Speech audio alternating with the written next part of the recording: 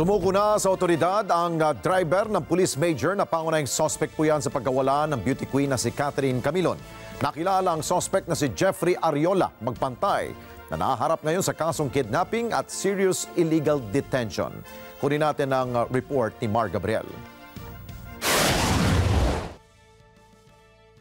Voluntaryong sumuko sa Balayan Municipal Police Station sa Batangas si Jeffrey Ariola Magpantay. Siya ang sinasabing driver ni Police Major Alan De Castro na pangunahing sospek sa pagkawala ng beauty queen na si Catherine Camilon.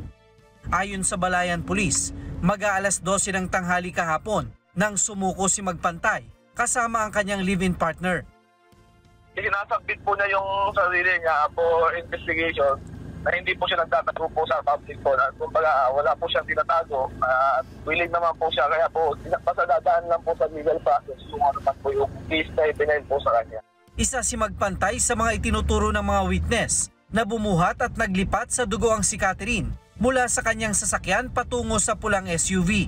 Kaya kasama siya sa mga sinampahan ng kasong kidnapping at serious illegal detention kaugnay sa pagkawala ng dalaga. Pero dahil wala pang warrant of arrest, pansamantala muna siyang isinailalim sa protective custody. Pwede po siyang nasa amin kasi kung ang iniisip po niya ay for his own safety, mas gusto po niya na nasa PNP na po siya, nasa facility na po siya ng PNP. Yun na po, kinoconsider lang po namin po yun sa PNP.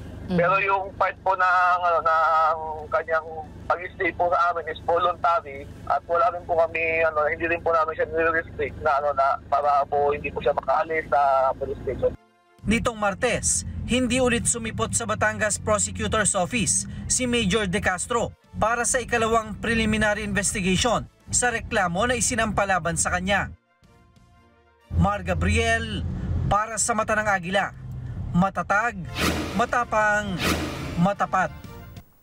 Maraming salamat sa inyo pong pagsubaybay sa Mata ng Agila Primetime. Para malaman ang matatag, matapang at matapat na mga balita, i-follow lamang at mag-subscribe sa @Net25 TV.